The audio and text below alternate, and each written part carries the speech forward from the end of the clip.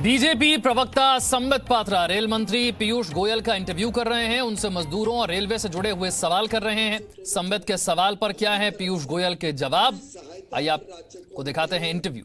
वो ज्यादा से ज्यादा ट्रेनें ले और ज्यादा से ज्यादा अपने प्रवासियों को अपने घर आने के लिए सहूलियत दे। मैं समझता हूं कि भेजने वाले राज्यों में भी कुछ राज्यों ने बहुत मेहनत की, बहुत पहल की। मैं गुजरात के मुख्यमंत्री विजय भाई रूपानी को धन्यवाद दूंगा। गुजरात अकेले से लगभग 636 ट्रेनें जा पाई, 636। वो फटाफट लिस्टें बनाते थे, फटाफट एप्लीकेशन करते थे, राज्यों से बात करते थे, चर्चा करते थे, परमिशन ले लेते थे। तो जो राज्य प्रोएक्टिव रहे, जिन्होंने प्रोएक्टिवली राज्यों के साथ संपर्क बना के परमिशन ली, वो अपने प्रवासी मजदूर को अपने घर शांतिपूर्ण, सुविधापूर्ण पहुंचा पाए। बहुत धन्यवाद पीयूष जी। आपने बड़े डिटेल से पूरे राज्यवार कितनी कितनी ट्रेन राज्यों ने मंगाया था वो डिटेल रखा है। मगर इसमें ये जो राज्यवार आपने भी डिटेल रखा है, इसमें बहुत चौंका देने वाले विषय सामने आए। कहा तो उत्तर प्रदेश में 1054 ट्रेन उत्तर प्रदेश ने अपने लोगों के लिए भिन्न भिन्न राज्यों से मंगाए। वहीं वेस्ट बंगाल में जिस प्रकार से मात्र 27 ट्रेन दिख रहे हैं, ये अपने आप में कहीं ना कहीं एक सवाल खड़ा करता है। हम भी राजनीति नहीं करना चाहते हैं और आज तो खैर मैं राजनीतिक रोल में हूं भी नहीं, मगर मैं ये कहना चाहूंगा जरूर, इस इंटरव्यू के माध्यम से बहुत सारी सच सामने आई है। चाहे वो उत्तर प्रदेश हो, चाहे बिहार की सरकार हो, गुजरात की सरकार हो, ये सब धन्यवाद के भागी हैं। इन्होंने अपने अपने मजदूरों की बहुत चिंता की है। दूसरी बात है पीयूष जी, जैसा कि अभी मालूम पड़ा है, हम आपके ट्विटर हैंडल को भी फॉलो कर रहे थे और रेलवे मंत्रालय ने भी कहा है कि जून 1 तारीख से शायद 200 नॉन एसी ट्रेन चालू होंगी। आप जरा उसके बारे में भी विस्तार से बताएंगे तो बहुत सारे लोग जो पलक पावड़े बिछा करके इंतजार कर रहे हैं अपने घर जाने के लिए, उनके लिए सहूलियत होगी। आदरणीय पीयूष जी। धन्यवाद संबित जी। मैं समझता हूँ समय आ गया देश को सामान्य स्थिति की ओर लेके जाने का। इस दिशा में हमने राजधानी शुरू की थी और 1 जून से अब लगभग 200 ट्रेनें जो देश के भिन्न भिन्न राज्यों से अलग अलग जगह, तो एक प्रकार से cross country 200 non AC train की सूची कल जारी कर दी गई है। उसकी बुकिंग आज सुबह 10 बजे से प्रोग्रेसिवली बढ़ाते जा रहे हैं। अब लगभग 75 ट्रेनों की बुकिंग शुरू हो गई है और ट्रेनें जोड़ते जाएंगे। जो नॉर्थ की तरफ जाती है, नॉर्थ ईस्ट की तरफ जाती है, पश्चिम बंगाल, उड़ीसा और वहां से गुजरते हुए आगे नॉर्थ ईस्ट में जाती है, उन ट्रेनों की बुकिंग हमने शुरू नहीं की है, क्योंकि हम चाहते हैं कि वहां थोड़ी स्थिति सामान्य हो जाए, वहां के लोगों को इंटरनेट की सुविधा रिस्टोर हो जाए, उसके बाद वहां की बुकिंग शुरू करेंगे। साथ ही साथ अभी तो ये ऑनलाइन बुकिंग शुरू की है। अगले चरण में जो कॉमन सर्विस सेंटर्स हैं देश भर में अलग अलग जगह पे, लगभग 1,70,000 कॉमन सर्विस सेंटर्स रेलवे की बुकिंग करते हैं। कल तक हम उन सब में भी बुकिंग शुरू कर देंगे। एक सेवा के रूप में वो बुकिंग करेंगे अपने यात्रियों की, और एक 2-3 दिन बाद जो काउंटर्स हैं अलग अलग स्टेशन, मेन स्टेशन पे काउंटर्स भी शुरू करेंगे। उसको हम जांच रहे हैं कि स्थिति स्टेशनों पे बिगड़े ना, कोई भीड़ ना इकट्ठी हो जाए। उसके लिए उसका प्रोटोकॉल बना के और किन किन स्टेशनों में ये काउंटर बुकिंग की सुविधा दे सकते हैं, ये अभी स्टडी हो रहा है पूरे विभाग में। तो प्रोग्रेसिवली ऐसे करके टिकट्स सबको सुविधा पूर्वक मिलने लगेगी। आपको जान के खुशी होगी कि अब तो शायद 2 घंटे भी नहीं हुए हैं और 2 से ढाई घंटे में लगभग 4 लाख से 5 लाख पैसेंजर टिकट्स बुक हो चुकी है। 4 से 5 लाख पैसेंजर्स ने अपने टिकट खरीद भी लिए। कई लोग घर जाना चाहते हैं और आपको जान के आनंद होगा, कई लोग वापस काम करने अपने अपने स्थान जाना चाहते। तो अब रिवर्स बुकिंग भी शुरू हो गई है। श्रमिक स्पेशल तो सिर्फ प्रवासी मजदूरों को घर ले जाती है।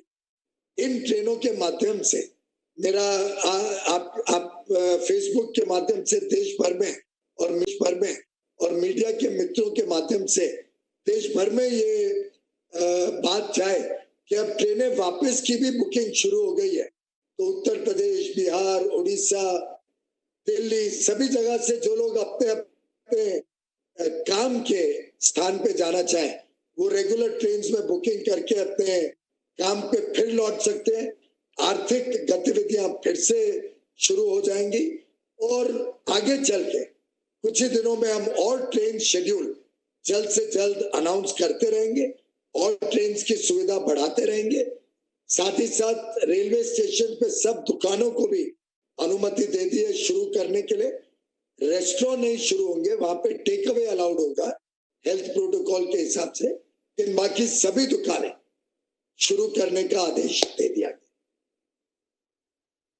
पीयूष जी बहुत बहुत धन्यवाद। आपने बड़े विस्तार के साथ जून 1 तारीख से जो ट्रेन शुरू होने वाली है उसके विषय में बताया, और ये जो खुशखबरी आपने दी है कि केवल वन वे ट्रैफिक नहीं है, केवल लोग अपने घर जाना चाहते हैं, श्रमिक अपने घर जाना चाहते हैं, ऐसा नहीं है, लोग अब वापस भी आना चाहते हैं ताकि they can positively contribute towards the economy of the country, काम करना चाहते हैं फिर से। ये अपने आप में एक बहुत खुशखबरी है, और खास करके जब रेल मंत्री ये कहते हैं तो देश में इसका एक मैसेज भी जाता है। मैं ठहरी स्टेशन और वो ट्रेन हो गया है, मैं यही हूं और वो गंतव्य घूम आया है।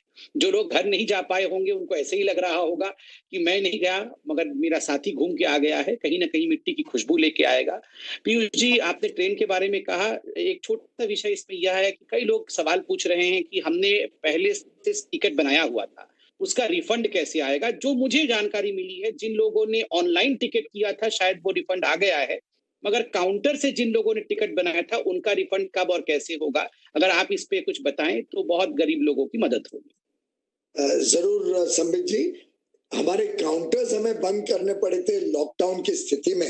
जैसा मैंने अभी बताया कि वो काउंटर्स भी हम कोशिश कर रहे हैं 2-3 दिन में शुरू करने के लिए। अधिकांश जगहों पे शुरू हो जाएंगे। जिसके भी टिकट काउंटर बुकिंग हुई थी वो अपने काउंटर पे जाके टिकट का पूरा 100% रिफंड ले सके। थैंक यू पीयूष जी, आपने इसका भी जवाब दिया। ये बहुत ही महत्वपूर्ण प्रश्न था और उसका उत्तर आप क्लैरिटी के साथ आया है। पीयूष जी, चूंकि आप रेल मंत्री के साथ साथ वाणिज्य मंत्री भी हैं, तो स्वाभाविक है ये पूरा विषय कॉमर्स से भी रिलेटेड है। इस प्रकार से भारत को आत्मनिर्भर बनना है। आत्मनिर्भर भारत अभियान के विषय में प्रधानमंत्री जी ने 20 लाख करोड़ के एक पैकेज का अनाउंसमेंट भी किया है, हम सब ने उस विषय में देखा है। मेरा पहला प्रश्न उस विषय में रहेगा कि what has been the impact of covid on the Indian industries. आपको क्या लगता है भारत के उद्योग के ऊपर क्या इम्पैक्ट रहा है कोविड का? आदरणीय पीयूष जी। मैं इसका जवाब तो उसके पहले संबित जी आपके माध्यम से एक बात सबके समक्ष है कि पिछले 6 महीने से हमने एक बहुत बड़ी मुहिम चलाई है कि कोई भी टाउट, कोई भी दलाल इलीगल सॉफ्टवेयर इस्तेमाल करके टिकट खरीदता है तो उस पर कड़ी से कड़ी कार्रवाई कर रहे हैं।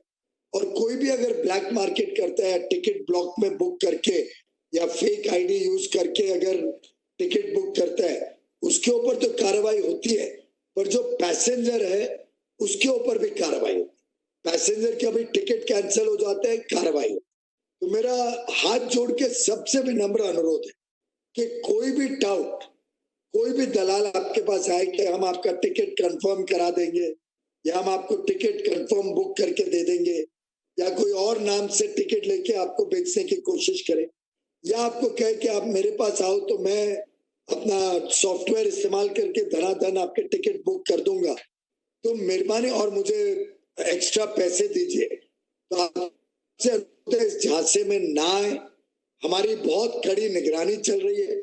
हम ऑनलाइन सिस्टम पे भी बहुत निगरानी रख रहे हैं देखने के लिए कि कोई ऐसे टिकट्स बुकिंग में सॉफ्टवेयर के माध्यम से कोई करता है तो उसमें टाउट्स के ऊपर भी कड़ी कार्रवाई और पैसेंजर को भी नुकसान होता है। तो मेरा सभी से अनुरोध है कि कोई दलालों के झांसे में ना आए, और उल्टे आपको कोई अप्रोच करे कि फलाने व्यक्ति ने कहा है कि मैं टिकट, या फलाने एजेंट ने कहा है मैं टिकट बुक कर सकता हूं, तो कृपया करके कंप्लेन करें। हमारी 138 कंप्लेन की नंबर है, उस पर कंप्लेन करें। व्यक्ति का नाम और नंबर बताए जिसने भी ये कहा था, या हमें एक पत्र लिख के कंप्लेन करें, जिससे हम ये बीमारी से परमानेंटली देश को मुक्त कर सके इस प्रकार के गलत कामों से।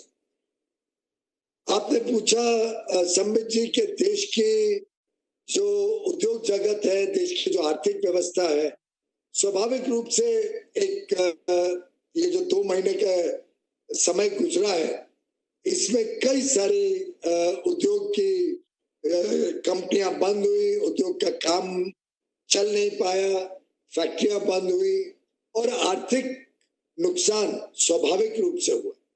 मुझे याद है एक दिन माननीय प्रधानमंत्री जी ने ऐसे ही मुझे कहा था कि एक जरा रिसर्च करो कि दुनिया में अलग अलग समय पे ऐसे स्वास्थ्य की समस्याएं आई हैं।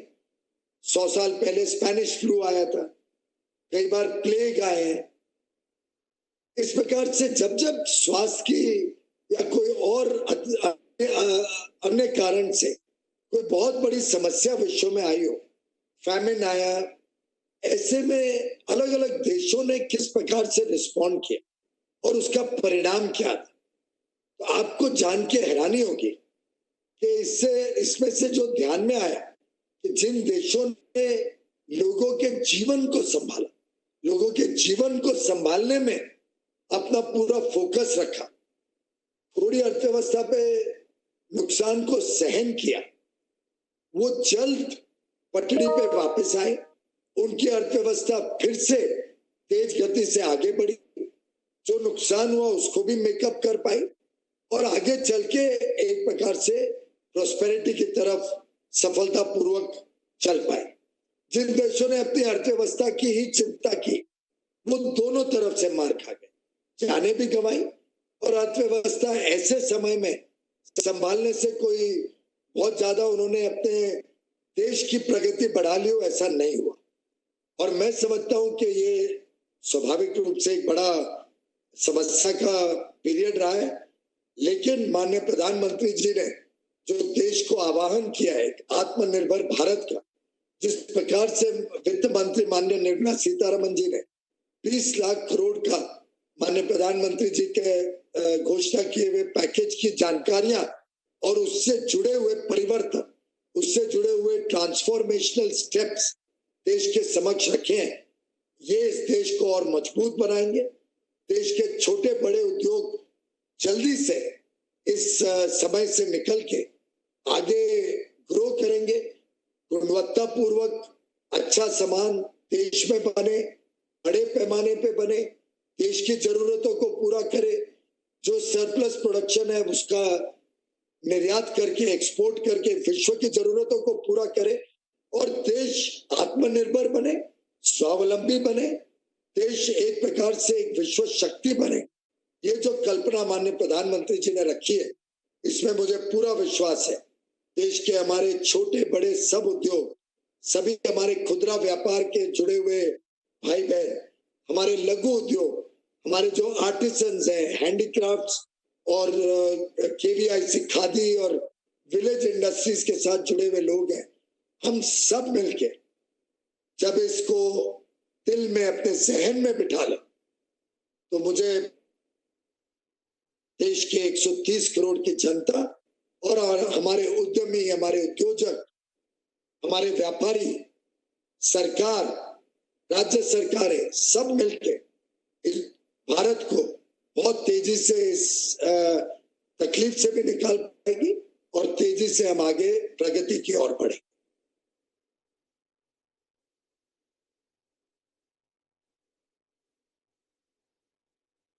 policies also and about the Atmanirbhar Bharat package as well.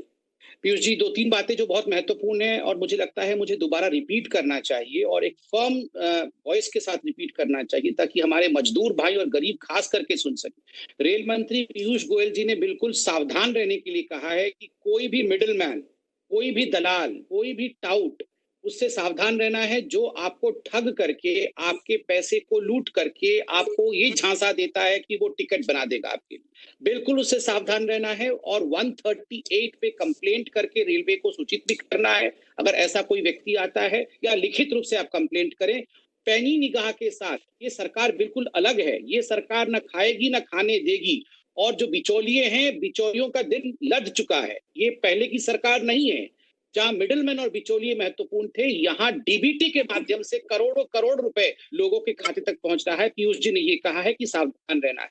Number 2 बात, पीयूष जी ने एक बहुत बड़ी बात कही, उन्होंने कहा है कि जो प्रधानमंत्री का सेंटिमेंट है, जान भी और जहान भी दोनों को लेके चलना है। जान चले जाए मगर जहान बची रहे, ऐसा करने से भविष्य में देश नीचे जाएगा।